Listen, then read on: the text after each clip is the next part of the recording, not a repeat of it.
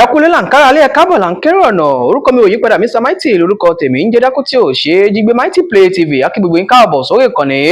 wípé ẹ máa kó ọjọ́ méjì mẹ́ta kan ṣé dáadáa la bá yín o ẹ wò ó èwo tá a tún wá fún yín láṣálẹ́ tòní òun ni pé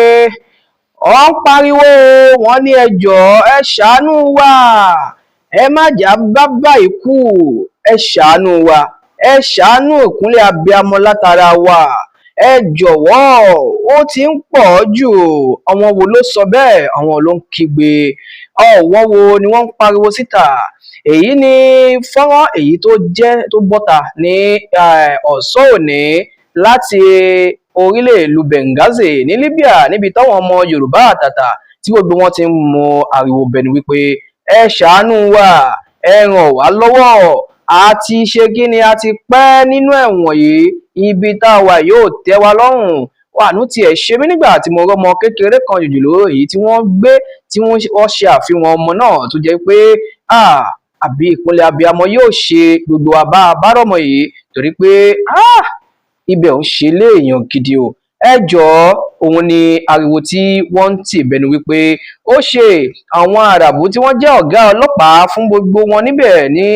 wọ́n ti ní àǹfààní láti pe àwọn èèyàn láti wá gbà wọ́n àti pé láti fún wọn ní owó láti tú wọn sílẹ̀ àmọ́ orúkọ ẹni tó ń pariwo ló ń pariwo wípé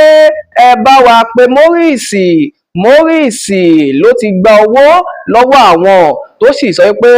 òun á ṣe kí ni òun á tú wọn sílẹ̀ láti san owó fún àwọn tó jẹ́ kó san owó fún àmọ́ ní báyìí o àwọn kan ló lọ ṣe àbẹ̀wò sí ilé ọgbà ẹ̀wọ̀n yìí tí wọ́n sì fi àǹfààní èyí fi kígbe fún gbogbo àwọn èèyàn tó wà níta wípé kán wo nǹkan táwọn ń là kọjá pé ẹ jọ̀wọ́ o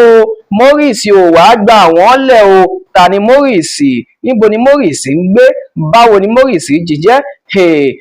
inú fọ́nrán yìí láti máa gbọ́ kúlẹ̀kúlẹ̀ torí pé ẹnu oníǹkan òun la ti ń gbọ́ ọ̀rọ̀ ariwo tí wọ́n ń pa síta rèé la ṣe ní ká mú wá fẹ̀yìn èèyàn ọmọ Yorùbá àtàtà ẹ̀yin ọmọ Odùduwà nílé lóko ní jáde Nàìjíríà àti pàápàá jùlọ ní Libya kẹ́ ẹ bá lè mọ ohun tó ń ṣẹlẹ̀ ní inú Libya ní ọgbà ẹ̀wọ̀n kan tó wà ní agbègbè Benghazi òun ni wọ́n ń pariwo pé ẹ gbà wá o ó ti sú wa o kò sóhun tá a fẹ́ jẹ o ebi ń pa wá o ẹjọ́ wá gbà wá sílẹ̀ kó tú wa sílẹ̀ ká máa lọ láyọ̀ àtàláfíà torí pé àwọn tó jẹ́ aṣojú àwọn àràbù yìí ti sọ wípé tọ́wọ́n bá ti rẹ́ni tó máa kówó wá wọ́n ń fi àwọn sílẹ̀ àwọn sì ti gbìyànjú láti ṣe owó fún arákùnrin kan tí wọ́n ń pè ní Maurice àmọ́ ó kàn ń fi èní dọ́là ọ̀túnla dá ọ̀túnla ni o ẹ dìde ẹ̀yin tí ọ̀rọ̀ yìí kàn ní gbogbo Benghazi Nàìjíríà ẹ jọ̀ọ́ nítorí Ọlọ́run ẹ̀yin ọmọ Nàìjíríà tí ẹ wà ń bẹ̀ ẹ̀yin ọmọ Yorùbá àtàtà ẹ bá wa dìde sọ̀rọ̀ yìí kẹ́ ẹ bá wa ṣe kí ni kẹ́ bá wa tọpinpin ta ló ń jẹ́ Maurice níbo ni Maurice ti wá ta ni wọ́n kówó fún ṣé lóòótọ́ ni wọ́n kówó fún Maurice àbí ọkọ̀ fi ń pa ariwo lásán ni ẹ bá wa dìde ẹ̀yin aláṣẹ tẹ́ wà ní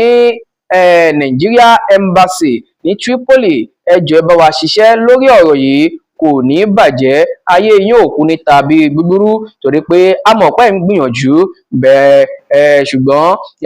wọ́n ní ìgbìyànjú ẹdìyẹ ìyá rẹ̀ ni ò já mọ́ o ìgbìyànjú tẹ̀ ń gbà yìí Ọlọ́run ọba mi Èdùmàrè yóò kúkú dín ládé ẹ gbà wá o ẹ gbà wá sílẹ̀ òun làriwo tí wọ́n ń tì bẹnu láti inú ọgbà ẹ̀wọ̀n yìí ẹ já lọ ká lọ fojú lóúnjẹ ká lọ wo fọ́nrán yìí ohun tó ṣẹlẹ̀ ó yá ẹnì ṣó ní pérépéré ó yẹ ẹ jẹ́ ká lè ṣó. àwọn tó lọ Nàìjíríà kọ́ ṣe báyìí máa lọ àwọn Nàìjíríà.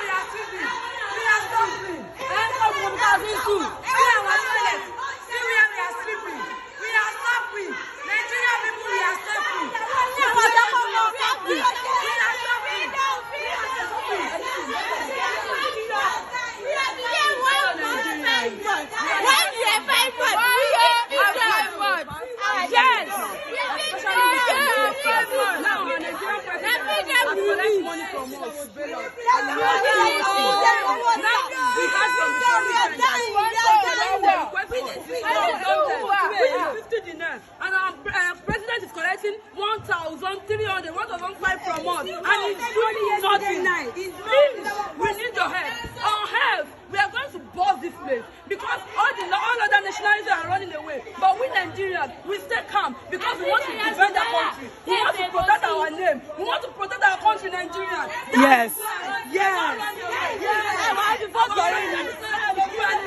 So now, if we are not taking any step, we are going to take a step back. We are going to get better. We are begging you guys now to please talk to Mary. The moment they come and check our house, look at this baby. Look at him. Look at him now. We from Priçon here.